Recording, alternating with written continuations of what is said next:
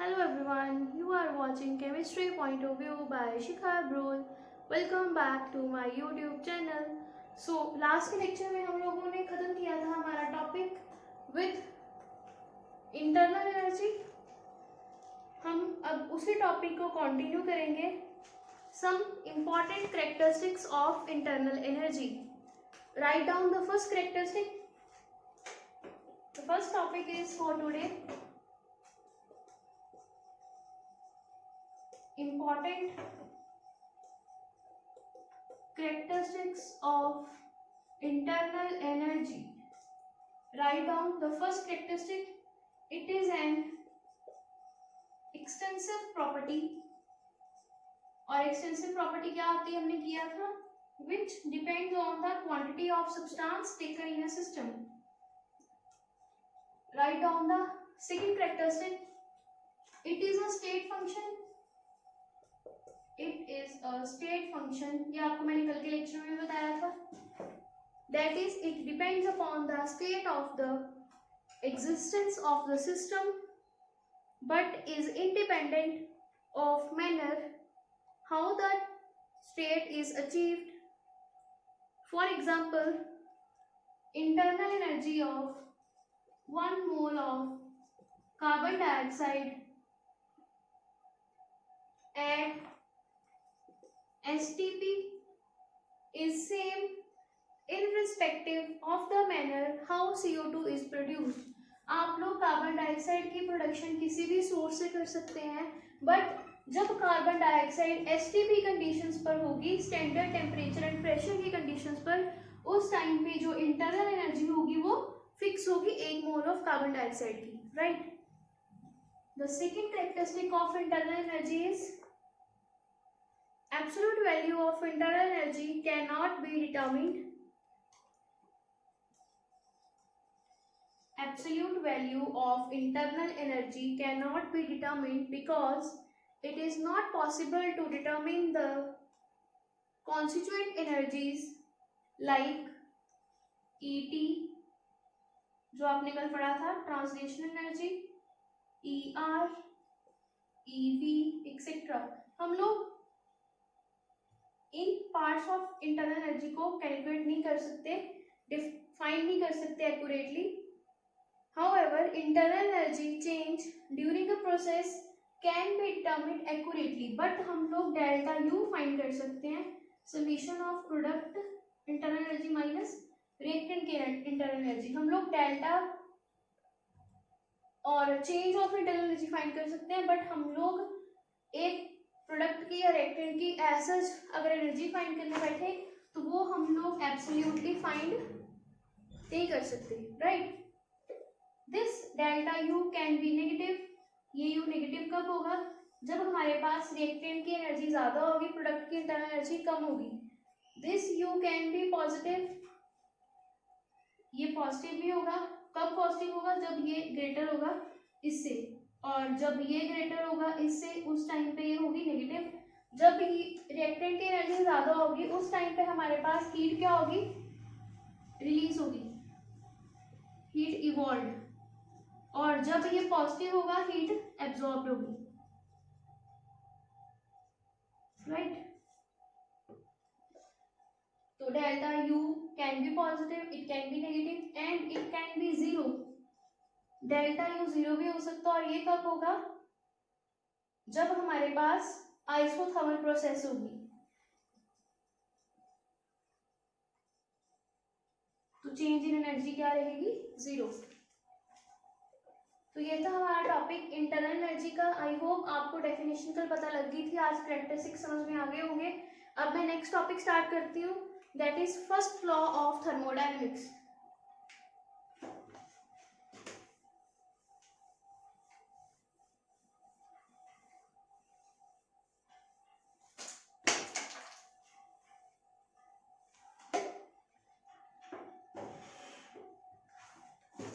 Write down the next topic, first law of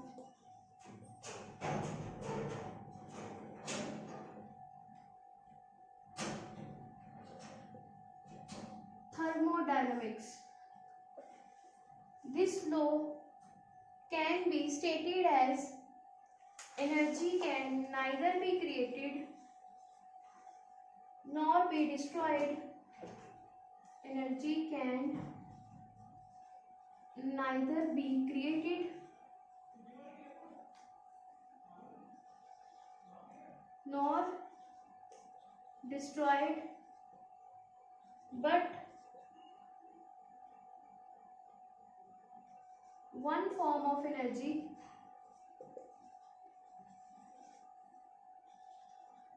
can be converted into another form. तो ये जो conversion of energy है एक form से दूसरी फॉर्म में, ये क्या है? First law of thermodynamics. और एक और डेफिनेशन है फर्स्ट लॉ की, the total energy of the system and surrounding taken together is always constant during any physical और केमिकल चेंज. और लास्ट एग्जांपल है third, energy of the universe is conserved.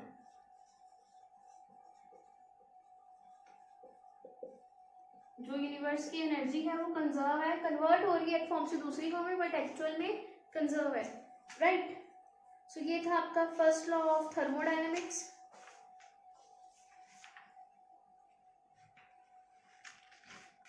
अब हम इसका मैथमेटिकल एक्सप्रेशन करेंगे. After definition right down the next topic, mathematical expression of first law of thermodynamics. होता क्या है? कन्वर्जन और form of energy. Right. Mathematical drive कैसे करते हैं इसको? Mathematically first law of thermodynamics expression, mathematical expression for first law of thermodynamics. Write down.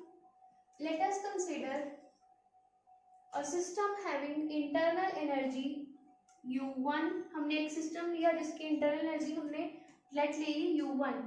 Suppose Q amount of heat is supplied to the system. और उस system को हमने Q amount of heat supply की. Its internal energy increases and becomes U plus Q. अगर हम उस system को heat provide कर रहे हैं तो उसकी इंटरनल एनर्जी में ही ऐड होगी वो हीट, तो U1 plus Q आ गई उसकी increased heat. Now suppose W is the work done on the system. हमने सिस्टम के ऊपर वर्क डन किया. W that means हम गैस को कंप्रेस करने की कोशिश कर रहे हैं. Its internal energy further increases and becomes, तो उसकी इंटरनल एनर्जी और इंक्रीज हो गई और उसमें वर्क डन भी ऐड हो गया. तो हमारे पास उसकी जो नई इंटरनल एनर्जी आई after work done U1Q plus W. Thus the final energy U2 will equal to U1 plus Q plus W. Therefore U2 minus U1 equals to Q plus W. This will be your delta U, Q plus W. Right. And name this equation first. Thus internal energy change is equals to heat absorbed plus work done on the system. Internal energy change किसके equal है? Heat absorbed plus work done on the system. जो काम हमने system के ऊपर किया दोनों का सम है change in internal energy. If the work is an expansion, अगर ये जो वर्क डन है ये एक्सपेंशन की फॉर्म में हो, मतलब सिस्टम काम करे, then this W will be, तब ये W क्या होगा? Minus P external V2 minus V1. Right. that will be minus P delta V. अगर ये वर्क डन होगा if expansion takes place. Right. At that time this, put this value in equation number 1. After this I am writing here, इसको equation number 2 ले लो. Put value of equation 2 in equation 1. तो हमारे पास delta u किसकी equal आ गया, delta you is equals to q minus p delta v. It will be equation number 3. From equation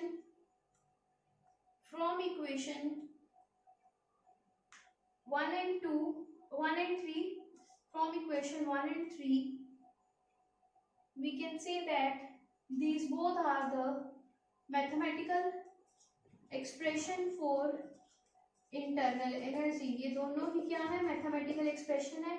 अगर हमें वर्क डन दिया होगा, हीट दी होगी, तो हम इंटरनल एनर्जी चेंज निकाल सकते हैं. अगर हमें इंटरनल एनर्जी चेंज दिया हुआ है, हमें हीट दी हुई है, हम वर्क डन निकाल सकते हैं. ऐसे ही हमारे पास अगर कॉन्ट्रैक्शन हो रही है तो ये सिस्टम रहेगा, work is done on the system. अगर एक्सपेंशन हो रही है, work is done by the system. उस टाइम पे हम ये फॉर्मूला यूज कर सकते हैं. तो इस तरह से हम दो मैथमेटिकल एक्सप्रेशन यूज कर सकते हैं फर्स्ट लॉ ऑफ थर्मोडायनेमिक्स की, राइट. अब हम इसके स्पेशल केसेस करेंगे जहां पे आप लोग इसको चेंज करोगे, कैसे ऑब्जेक्टिव क्वेश्चंस आते हैं. तो एक्सप्रेशन याद रखना, एक्सप्रेशन मैं यहीं पे रख रही हूँ. Write down the special cases for internal energy और फर्स्ट लॉ ऑफ थर्मोडायनेमिक्स. मैंने बाकी सब रिमूव कर दिया. Only we have to expressions of internal energy for a first law in term of work and heat. Special cases, case 1 है हमारे पास for an isothermal process. isothermal process में delta u क्या होगा, 0 होगा. और अगर डेल्टा यू 0 है, therefore according to first law of thermodynamics, we get delta U equals to Q plus W. Therefore work done will be negative in term of heat. That is, heat absorbed is equal to the work done by the system. ये था first case. अब हम बात करेंगे second case की. Second case है for isothermal irreversible work. तो irreversible work के लिए हमारे पास रहती है term minus p delta we. और आइसोथर्मल प्रोसेस है, delta u again 0. Therefore this Q will be equals two plus P delta we, because Q किसकी इक्वल आता है, माइनस डब्ल्यू के. और यहाँ पे जो वर्क डन है वो होता है नेगेटिव में. तो नेगेटिव नेगेटिव कंपाइल हो गए तो हमारे पास टर्म आ गई दिस. और in short we can say this will be equals to this term. ये था आइसोथर्मल प्रोसेस के लिए, ये था आइसोथर्मल इरिवर्सिबल वर्क के लिए. अब हम थर्ड केस करेंगे for isothermal reversible work. Reversible work के लिए करोगे delta u again 0, but we have now value of डब्ल्यू. यहाँ पे हमारा डब्ल्यू क्या होता है, 2.303 माइनस में nRT log 2/V1. Put this value here. इसके बाद लिख लूंगी मैं यहाँ पे 0 equals to Q plus W. Q will be equals to minus W. And this Q will be equals to 2.303 nRT log V2/V1. क्योंकि यहाँ पे टर्म माइनस आएगी, मैं बता देती हूँ, माइनस माइनस चेंज हो जाएगा, माइनस माइनस प्लस हो जाएगा. तो यहाँ पे मैंने सीधा लिख दिया था Q is equals to 2.303 nRT log V2/V1. तो ये है third case, isothermal process with the reversible work. सबसे पहले हमने आइसोथर्मल प्रोसेस के लिए किया, then we did for irreversible work and then we did for a reversible work done. अब हम करेंगे fourth case for adiabatic process.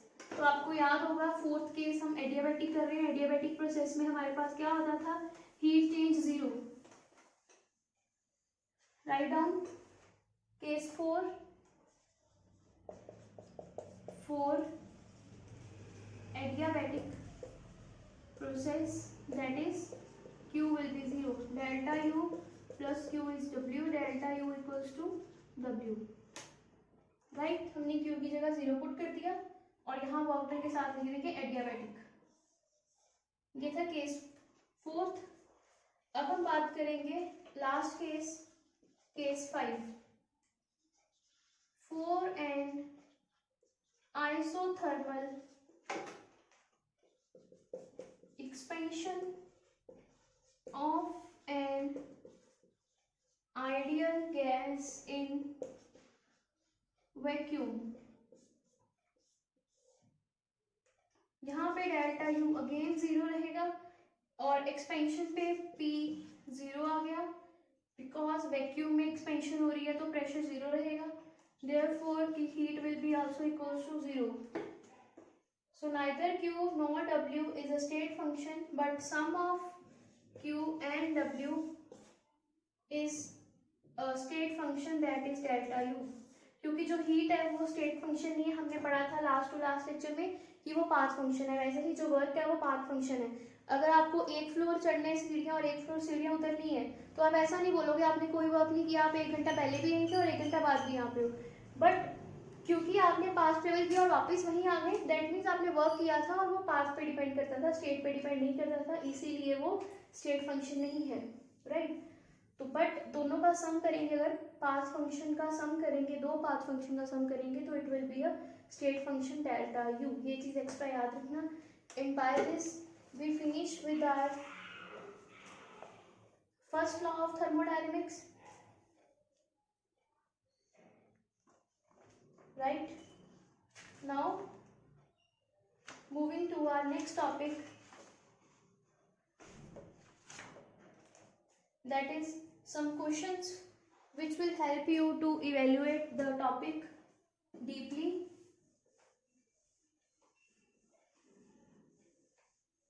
So the question is, write down the question।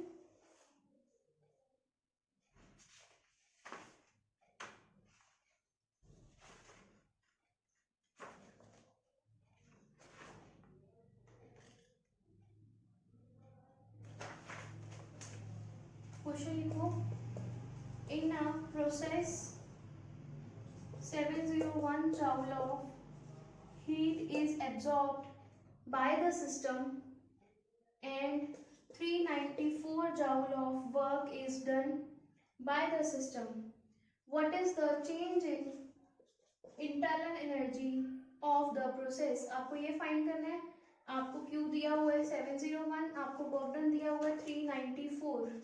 क्योंकि जो वर्क डन है वो बाय द सिस्टम है तो वो नेगेटिव आता है, therefore डेल्टा यू किसके इक्वल आएगा, by applying first law of thermodynamics, delta you is equals to W plus Q. यहाँ पे वैल्यूज पुट करो, माइनस प्लस माइनस 394। इस तरह के न्यूमेरिकल्स आपको पेपर में आ सकते हैं तो इनकी आप प्रैक्टिस कर सकते हो। आपको बस ध्यान किस चीज का रखना है, work is done on the system है कि work is done by the system है। कल आपको मैंने बताया था वर्क डन की साइन कन्वेंशन में अगर बाय द सिस्टम होगा तो वर्क डन को हम नेगेटिव में लेते हैं, और अगर work done on the system होगा तो वर्क डन हमारा पॉजिटिव रहता है। सेम हीट में किया था आपने, हीट अगर रिलीज हो रही है, इवॉल्व है, तो हीट नेगेटिव है, और अगर हीट एब्जॉर्ब हो रही है तो जो हीट है वो पॉजिटिव है, राइट। ये था हमारा टॉपिक इंटरनल एनर्जी का, जिसमें हमने उसके कैरेक्टरिस्टिक्स किए, सम स्पेशल केसेस किए, and then we did numerical, right. Our next topic is concept of enthalpy and enthalpy change। Write down the next topic, concept of enthalpy and enthalpy change। enthalpy का symbol होता है H और enthalpy change का होगा delta H। जैसे हमने पहले किया इंटरनल एनर्जी, उसका सिंबल था U, change in internal energy का सिंबल था डेल्टा U। वैसे ही अब हम एंथैल्पी करेंगे H और delta H, right. So it may be defined as the total energy possessed by a substance or system which includes its internal energy and energy due to environmental factors such as pressure, volume, energy. जो enthalpy है वो क्या है? Total energy है किसी substance की या system की जिसके बीच में इंटरनल एनर्जी भी आती है और इन्वायरमेंटल फैक्टर की एनर्जी भी काउंट होती है, और mathematically it is the sum of internal energy and work done PV of any system under certain set of conditions. तो ये फॉर्मूला आपको याद रखना है इंथैल्पी के लिए, H is equals to U plus PV, right. और अगर आपको चेंज इन इंटरनल एनर्जी बोला होगा, चेंज इन इंथैल्पी बोला होगा, तो आप लोग यूज करोगे change in internal energy plus P delta V। ये फॉर्मूला रहेगा for change in internal energy use करके to calculate the change in enthalpy. यहाँ पे हमने डेल्टा P इसलिए नहीं लिखा क्योंकि यहाँ पे हम लोग वॉल्यूम चेंज का ही वेरी पढ़ते हैं, V2 माइनस V1, राइट। तो ये दो फॉर्मूलाज आपने याद रखने हैं। अब हम इसके फीचर्स कर लेते हैं। Some important features of enthalpy are, number 1, it is a state function, same जैसे हमने इंटरनल एनर्जी में पढ़ा था। देन सेकेंड फीचर लिखिए, it is an extensive property, it depends upon the quantity of the matter taken in the system. जितने amount हम substance की लेंगे उसी पे डिपेंड करेगा कि उसकी इंटरनल एनर्जी या फिर इंथैल्पी कितनी है। तो both are almost proportional, equally चल रही हैं। जैसे स्टेट फंक्शन है u, वैसे ही स्टेट फंक्शन है h। जैसे ये एक्सटेंसिव थी वैसे ही ये भी एक्सटेंसिव है, right. The third characteristic is same similar जैसे वहां पे किया था, enthalpy depends upon the nature of the substance, quantity of the substance and conditions like temperature and pressure. And the last condition, that absolute value of enthalpy cannot be determined but change in enthalpy can be calculated or determined। तो वैसे ही यहाँ पे भी आप करोगे delta H enthalpy, sum of enthalpy of product sum minus sum of enthalpy of reactants। तो ये था हमारे पास कंसेप्ट ऑफ इंथैल्पी और चेंज इन इंथैल्पी का। अब हम लोग बात करेंगे सिग्निफिकेंस की। नेक्स्ट टॉपिक इज, और ये टॉपिक करने के बाद हमारा आज का लेक्चर फिनिश होगा, सिग्निफिकेंस ऑफ डेल्टा H। पहले हम डेल्टा H का सिग्निफिकेंस करते हैं। According to first law of thermodynamics, delta U equals to Q minus P delta V और Q equals to U plus, यहाँ पे भी आ गया delta U, therefore U2 minus U1 plus P V2 minus V1, right. और इसको separate कर दो, जस्ट आपको चीज़ें कंपाइल करनी है, minus U1 minus P V1, तो U2 प्लस P, ये V टर्म है, इकट्ठी कर दी, minus U1 plus P V1, तो ये U2 प्लस P V2 क्या बन गया, H2 minus H1, that is Q। तो हम लिख सकते हैं Q will be equals to delta H। और ये ऐसा क्यों हुआ, बिकॉज आप यहाँ पे लिख लेना, because H is equals to U plus PV। इस रीजन के कारण हम लोगों ने यहाँ पे टर्म्स लिख दी। जब H1 किया तो यहाँ पे आपके पास U1 और V1 आ गया, और जब H2 किया तो U2 प्लस PV2 आ गया, क्योंकि प्रेशर टेम्परेचर की कंडीशंस कांस्टेंट है, इसीलिए प्रेशर पे P1 P2 नहीं किया, राइट। ये था significance of first law of thermodynamics on the basis of change in enthalpy। So we can say that enthalpy change during a process is a measure of heat change at a constant temperature and pressure।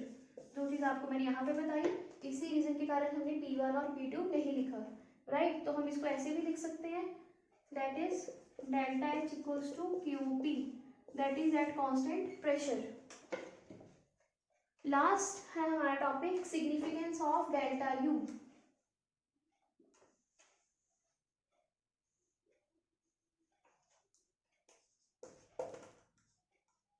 According to first law of thermodynamics हमें पता है delta U किसके equal है, Q minus P delta V।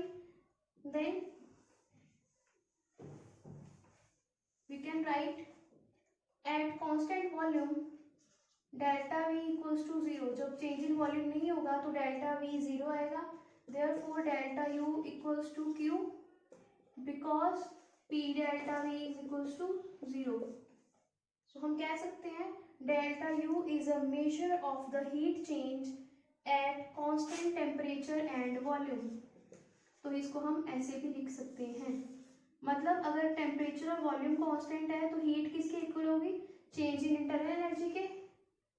यहाँ पे लिख देती हूँ मैं लास्ट में कांस्टेंट टेम्परेचर एंड वॉल्यूम, और अगर हमारे पास कांस्टेंट टेम्परेचर एंड प्रेशर है तो हीट किसके इक्वल होती है हमारे पास, चेंज इन इंटरनल एनर्जी।